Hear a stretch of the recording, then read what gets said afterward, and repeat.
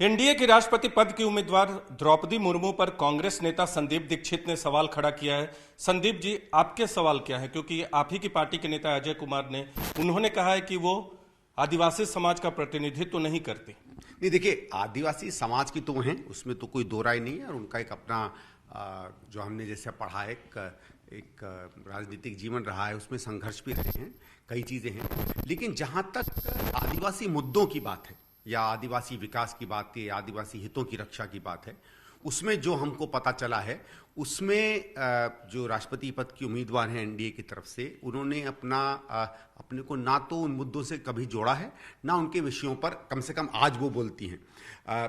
झारखंड में कई बार जब वो मंत्री रहीं तो आदिवासियों पर अत्याचार भी हुआ। और एक जैसे आदिवासी समाज से जुड़े हुए, आदिवासी हित से जुड़े हुए किसी भी नेता को अगर सामने आकर प्रखर रूप से उस बात को रखना चाहिए था, उसका विरोध करना चाहिए था। वो किस तरह के अत्याचार की बात कर रहे हैं? वहाँ मृत्यु हुई थी, हत्या हुई थी कुछ आदिवासियों की। अजय जी ने भी उसका मेंशन किया है, उसमें ये उपेक्षाकृत तरीके से सामने नहीं आई। अभी भी आप देखिए फॉरेस्ट राइट्स एक्ट या वनाधिकार कानून जो आया था, यूपीए की सरकार लेकर आई थी, उसमें ऐतिहासिक अधिकार मिले हैं आदिवासी समाज को, उनके गांव में, उनके पंचायतों पे। और उसमें कुछ बहुत महत्वपूर्ण उनको अधिकार मिले थे। जैसे एक है कि आप वहाँ विकास के कार्य या जब भी आप वहाँ जमीन का या जंगल का अधिग्रहण करेंगे तो ग्राम पंचायतों की आपको परमिशन लेनी पड़ती, कम से कम बात उनसे करती पड़ती है, ग्राम सभाओं से।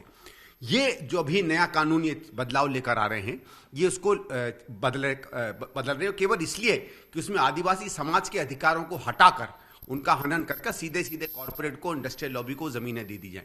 अब अगर आप सही में कहते हैं कि आप इस समाज का हित रखते हैं, उनके विषयों से आप जुड़े हुए हैं, तो बतौर कैंडिडेट या बतौर नेता या बतौर पॉलिटिशियन आपको तो उस बात पर अपनी ओपिनियन सामने रखनी चाहिए।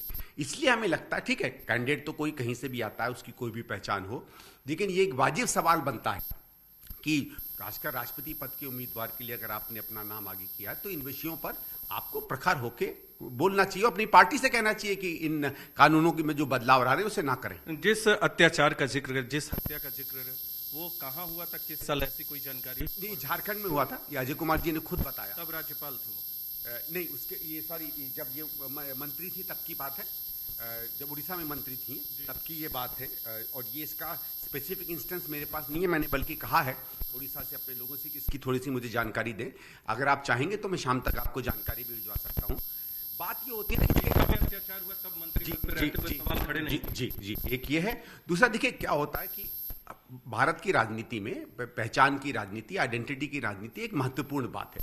और वो क्योंकि हम लोग समझते हैं कि समाज का हर हिस्सा, वर्ग राजनीति में उसको जगह पाए, तो किसी धर्म के, किसी वर्ग के, किसी जाति के लोगों को प्रतिनिधित्व देना, उसमें कोई गलत बात नहीं है।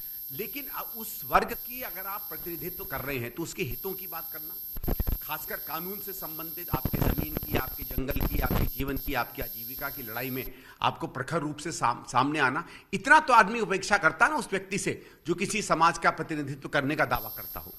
कांग्रेस से जब हमने सवाल पूछा अजय कुमार के बयान को लेकर, तो कांग्रेस पार्टी का कहना है कि यह कांग्रेस पार्टी का वक्तव्य नहीं है। एक तरह से कांग्रेस पार्टी ने किनारा किया है, शुभकामनाएं दी हैं द्रौपदी मुर्मू को। तो आप लोग जो ये बयान दे रहे हैं, उससे कांग्रेस पार्टी इत्तेफाक रखती नहीं दिख रही। नहीं, देखिए, वो अलग बात है। मैं भी कोई कांग्रेस का प्रवक्ता नहीं हूं, लेकिन मुझे ये लगता है कि मैं आदिवासी वर्ग के साथ बहुत सालों से काम किया हूं। मध्य प्रदेश में ज्यादातर मेरी कर्मभूमि रही है।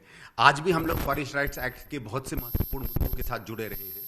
पूरा जो आदिवासी समाज है इस समय आंदोलित है और परेशान है। एफआरए में क्या बदलाव आ रहे हैं, और एफआरए के बदलाव अगर आ जाएंगे, एफआरए में जिस तरह के बदलाव किए जा रहे हैं, तो आप सांकेतिक रूप में किसी भी आदिवासी वर्ग के व्यक्ति को, चाहे ये राष्ट्रपति पद का हो या किसी पद में भी डाल दे, जो उनके अधिकारों का हनन हो जाएगा, ये सदियों के लिए उनको जिस तरीके से डैमेज करेगा और नुकसान करेगा, ये कोई सांकेतिक रूप से किसी को प्रतिनिधित्व देने से पूरा नहीं होगा। तो संदीप दीक्षित, कांग्रेस पार्टी के नेता, आदिवासी समाज के लिए द्रौपदी मुर्मू ने काम नहीं किया, इस तरह के सवाल खड़े किए हैं। हालांकि कांग्रेस पार्टी ऐसे बयानों से इत्तेफाक नहीं रख रही है, लेकिन संदीप दीक्षित का भी कहना है कि जो सच है वो सामने है। कैमरा पर्सन नारायण के साथ नीरज कुमार, न्यूज़ 18 इंडिया, दिल्ली।